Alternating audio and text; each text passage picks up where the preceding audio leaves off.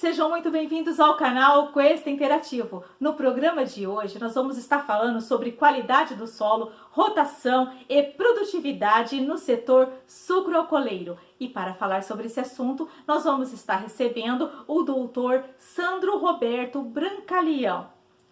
E eu quero falar para você que ainda não se inscreveu no canal, que se inscreva no canal, porque para nós é muito importante cada inscrito. Isso faz com que a gente aí traga novas entrevistas para a plataforma.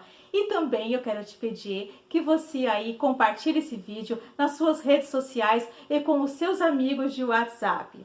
Eu quero apresentar para vocês agora o Dr. Sandro Roberto Brancaleão. Ele possui graduação em agronomia pela Universidade Estadual Paulista do campus de Jaboticabal. O seu mestrado e o seu doutorado foi pela Unesp e atualmente ele é pesquisador científico do Centro de Cana-de-Açúcar do Instituto Agronômico da Secretaria de Agricultura e Abastecimento do Governo do Estado de São Paulo. Doutor Sandro, seja muito bem-vindo ao canal Questa Interativo. Para nós é motivo de muita alegria, de muita honra poder estar te recebendo. Muito obrigado por ter aceito o nosso convite. E eu já vou te fazer então a nossa primeira pergunta. Nós gostaríamos de saber de você quais os cuidados que devemos ter em termos de manejo do solo para dar adequada condição ao plantio da cana-de-açúcar e a devida manutenção da cultura. Sabemos, hoje em dia, ou melhor, essa batalha, creio que seja desde 2015, que objetivamos chegar ao TCH 5. O que é o TCH 5? É a média de 5 cortes que a tonelada de cana por hectare possa atingir mais de 3 dígitos, né? É uma média com mais de 100 toneladas por hectare. Esse é o objetivo da pesquisa, essa é a nossa vontade, essa é a vocação do Sendicana, em função do melhoramento da adequação de variedades em função do ambiente de produção, junto com o terceiro eixo da matriz, que é manejar maturadores, inibidores, né? E sempre antecipando em cada corte a colheita mais para frente, poderemos, né, de antemão, valorizar o plantio da cana, sempre plantar, ou melhor, preparar o solo com a umidade adequada, né? Prestar atenção no ponto friável do solo, né? Para que esse plantio, para que a sulcação pode ser feita da melhor forma possível. Nós apregoamos manejos conservacionistas, tais como o cultivo mínimo, né? Mas em determinadas ocasiões, onde existe grama seda, não tem como você suprimir uma gradagem, né? Então é muito importante que se conheça o manejo, né, para a cultura da cana e não trate as coisas como uma receita de bolo. E sim, cada situação, cada condição edafoclimática deve ter um tratamento para a cultura da cana. Doutor Sandro, conta pra gente agora o que devemos considerar em termos de estrutura física do solo e qual a importância e o papel da matéria orgânica para a cultura da cana-de-açúcar. De antemão, é importante a gente valorizar a união das duas áreas, né, que juntas compõem a qualidade do solo, que é a matéria orgânica adequada à fertilidade do solo e a importância de não se compactar o solo, se trabalhar o solo na umidade adequada. Então, quando a gente tem um teor maior de matéria orgânica, um solo ideal possui cerca de 5% de matéria orgânica. Sabemos que no estado de São Paulo é muito difícil você conseguir manejar esse solo, né, com este teor de matéria orgânica. Para você levar um solo, nosso clima tropical, para 5% de matéria orgânica, é realmente muito difícil. Entretanto, quando você trabalha com plantas de cobertura, você possibilita o carbono via sistema radicular também, para aumentar essa matéria orgânica. A maioria dos pesquisadores mensuram muito o carbono da parte aérea e se esquece do carbono via radicular, que é ímpar para aumentar a matéria orgânica, o carbono orgânico total, as frações lábeis dessa matéria orgânica, né? Quando você faz uma análise de fracionamento físico da matéria orgânica, o granulométrico, com que eu trabalhei no meu pós-doc, fica retido na peneira de 0,053 milímetros ou 53 micras o carbono ligado à fração areia. Esse é o indicador essencial para que vai contribuir o carbono com a física do solo, com a melhoria, com a diminuição da densidade do solo, né? E com o aumento dessa porosidade total. Sem falar na capacidade de geração, né? Sabemos que um solo, para ter condições de difusão de O2, de oxigênio, para a raiz da cana, esse solo deve ter pelo menos 10% de capacidade de geração, ou seja, 0,1 centímetro cúbico por centímetro cúbico, ou 0,1 metro cúbico por metro cúbico, né? 10% de macroporosidade frente a um montante de 50% de porosidade total. A função dos microporos tem a ver com a capilaridade, com a retenção de água. E a estabilidade de agregados do solo é oportuno nesse aspecto de avaliação de manejo com cana, porque com o aumento da estabilidade de agregados, você tem os carbonos intra-agregados, né, e interagregados. A melhoria desses agregados maiores que 2 milímetros permite um manejo conservacionista. E toda a microbiota, os micro-organismos, encontram-se dentro dos agregados. Isso faz com que o solo tenha uma maior resiliência e uma maior qualidade física. Doutor Sandro, conta pra gente agora, quando sabemos que está na hora de fazer a reforma do canavial? Tem relação direta com o número de cortes ou depende de outros fatores também? Referente ao número de cortes num canavial paulista ou da região centro-sul, podemos inferir o seguinte: muitas vezes a pessoa se preocupa em sair da monocultura ou simplesmente rotacionar o seu talhão. Mas, como é de consenso, no quarto corte seria o ponto econômico para se fazer uma reforma de canavial. Entretanto, sabe-se também que quando, por pragas, fenófilos, migdolos, mesmo depois que acabou a cana, sem desfolhar fogo, aumentou muito a cigarrinha e cai muito a longevidade desse canavial, se faz, há casos na região de Catanduva, que se faz a renovação deste canavial até mesmo no terceiro, quarto corte. Isso é uma prática comumente usada pela usina Colombo, que tem uma meta de TCH 4, uma média de 94 toneladas. Entretanto, alguns fatores podem determinar essa tomada de decisão, né? Tais como adoção de variedades, manejo, adubação, né? Ambiente de produção e por assim vai. Basicamente seria isso. Doutor Sandro, nós gostaríamos de saber de você agora qual é o papel da rotação de culturas e quais as plantas mais adequadas para a rotação com a cana-de-açúcar e quais os benefícios que isso pode estar trazendo. Eu gostaria de observar a importância da rotação de culturas.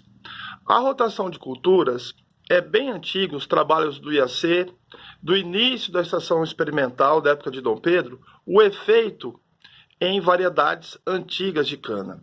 A Crotalia júncia é que contribui com maior quantidade de massa verde. Entretanto, a fixação de nitrogênio também pode ser feita agregando valor pela soja e pelo amendoim. Outro ponto de vista importantíssimo em relação à rotação de culturas, em culturas de reforma de cana-de-açúcar, é observar qual é a janela de plantio dessas culturas. Porque a época que a cultura da cana pode dar erosão é no preparo de solo.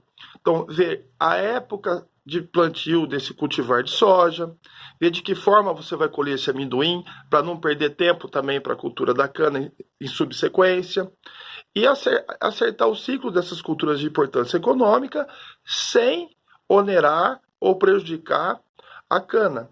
Doutor Sandro, conta pra gente agora quais são os tratos culturais que devemos realizar nas soqueiras. Eu gostaria de ressaltar o papel da adubação fosfatada, que é pouco preconizado em soqueira. Fontes mais reativas, tais como podemos identificar o manejo do super simples, do fosfato, do termofosfato, o iorim, né? Tem dados de pesquisa em soqueira que o termofosfato do iorim fica 50 anos no solo. O cultivo de soqueira, com a melhoria de implementos, com a valorização do trabalho desses fertilizantes, ou mesmo da adubação orgânica, nos faz concluir que é necessário manejar a soqueira como se fosse uma cana-planta. Entretanto, algumas usinas não cortam mais soqueira. Alguns consultores na área de pragas recomendam não cortar a soqueira. Só que a calagem tem que ser parcelada, é necessário fazer uso de torta de filtro também na soqueira, a vinhaça, né? Esse manejo de soqueira é decisivo para a cultura da cana, né? E, sobremaneira, podemos identificar o manejo adequado de fertilizantes concomitante com o uso de defensivos. Isso é importante no tocante à longevidade do canavial, você ter uma soqueira bem estabelecida. Em relação ao melhoramento genético, devemos admitir o quê? Hoje em dia a gente não quer uma cana com diâmetro grande, quer uma cana com diâmetro um pouco menor, com maior número de colmos, para ter maior longevidade de canavial. Seria isso. Doutor Sandro, explica pra gente agora quais são os fatores que podem afetar a produtividade. Mais uma questão crucial em relação à produtividade da cana-de-açúcar. Por assim dizer, vale ressaltar que nós sabemos que um canavial, para ter boa produtividade, ou seja, uma média de 5 cortes de 3 dígitos, acima de 100 toneladas de colmos por hectare, né? TCH é tonelada de colmos por hectare. Bastante gente passa batido nesse valor. Tem a margem líquida de contribuição, o acúmulo de ATR, o acúmulo do POL, né, na cana-planta. Tem toda a riqueza da cana. O melhoramento de cana-de-açúcar, feito pelo Instituto Agronômico, foi crucial para melhorar as variedades, que são bastante adotadas em Minas e Goiás.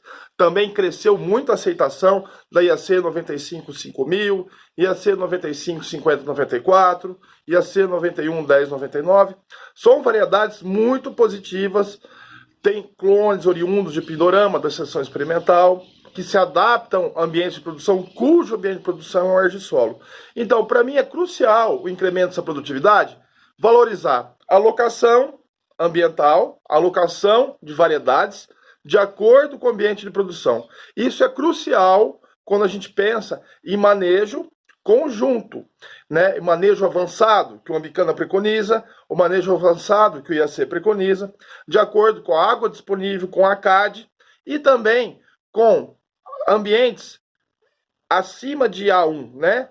Com o manejo avançado, você consegue escalonar e valorizar esse manejo, né?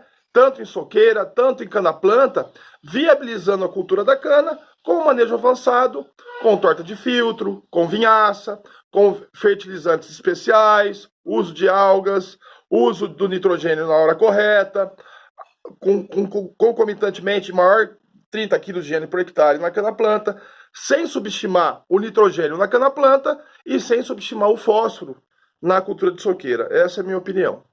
Doutor Sandro, explica pra gente agora como podemos conduzir um cultivo sustentável da cana-de-açúcar. O cultivo sustentável da cana-de-açúcar tem algumas premissas, né? Podemos pensar em termos do que a vocação do plantio direto de grãos no passado, que é máxima cobertura do solo, parou de queimar a cana, né?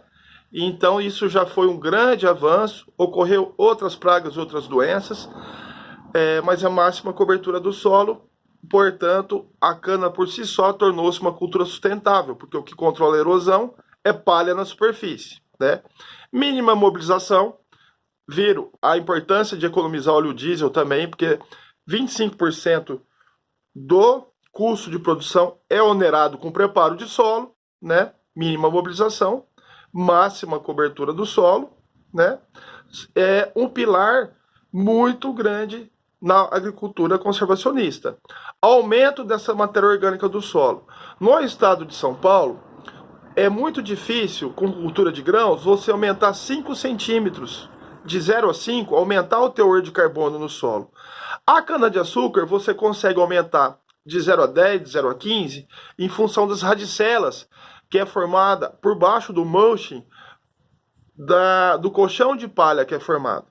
Só que é importante ressaltar que a cana-de-açúcar tem uma relação carbono-nitrogênio em torno de 80:1. Essa relação carbono-nitrogênio, em torno de 80:1, faz com que a cana seja ávida por nitrogênio. Essa avidez por nitrogênio, essa demanda requerida por nitrogênio, faz com que nós paremos de subestimar também o nitrogênio na cana-planta, né? Aumentando esses valores de 30 kg de N só por hectare, são irrisórios diante do pacote tecnológico atual. A gente tem que valorizar NPK, tem que tratar nutriente, tem que valorizar também a cultura orgânica, né? Fazer uma calagem bem feita, em regiões de solos arenosos, parcelar não só o potássio, mas também a calagem pode ser parcelada. Algumas práticas de manejo são aliadas com a cultura conservacionista, né?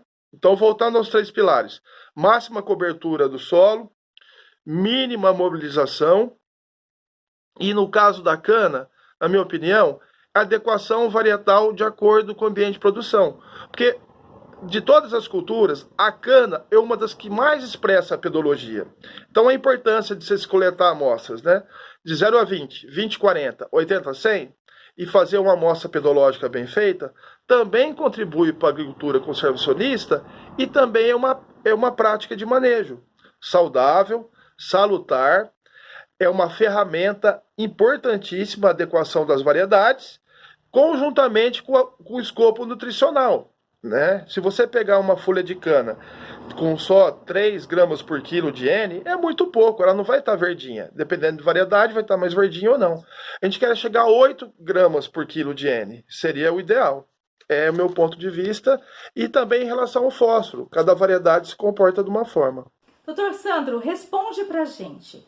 Com uma visão de hoje para o futuro, é vantajoso substituir pastagem por cana-de-açúcar? Vou falar minha opinião diante de uma pessoa que trabalha com manejo de solo desde a época da graduação, né? Nós sabemos a importância do sistema radicular da braquiária, perfeitamente.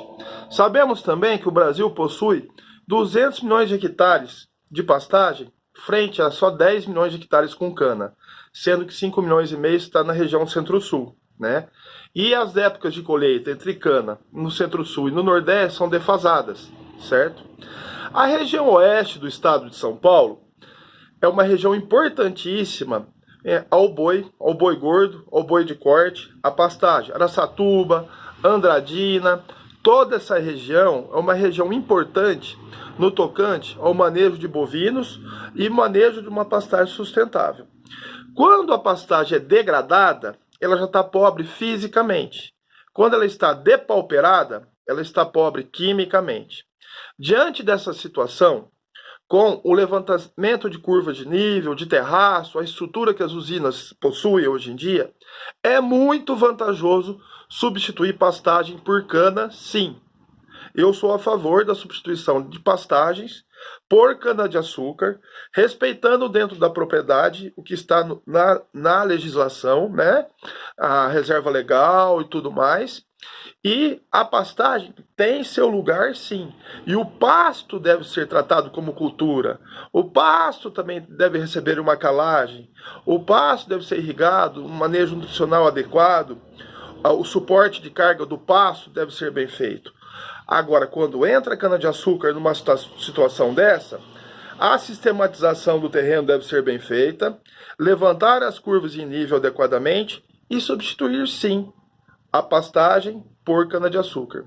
Essa é a minha opinião, mesmo para o oeste do estado de São Paulo. Doutor Sandro, eu gostaria agora que você deixasse as suas considerações finais. Em nome do IAC, do Sindicana, de toda a Secretaria da Agricultura, eu gostaria de agradecer a Elaine Abramides, dessa iniciativa ímpar nesse período aí de quarentena, de tocar essas lives, essas entrevistas, né? Não lives, conosco, com os pesquisadores. Me senti muito honrado, agradeço minha participação, respondendo às questões inerentes ao manejo do solo. e a cultura da cana. Muito obrigado, Elaine, e até uma próxima oportunidade. Abraço a todos. Doutor Sandro, eu quero te agradecer mais uma vez por você ter aceito a participar do nosso canal, de ter atendido prontamente aí a nossa solicitação em responder assim a nossa pauta. Muito obrigado! E eu quero pedir para você que ainda não se inscreveu no canal, que se inscreva no canal, porque para nós é muito importante cada inscrito. Isso nos ajuda a estar trazendo novas entrevistas para a plataforma. Eu quero pedir a você que compartilhe esse vídeo com seus amigos de WhatsApp e também com os seus amigos das suas redes sociais. Eu aguardo você na próxima quarta-feira, a partir das 20 horas. Um forte abraço e até mais!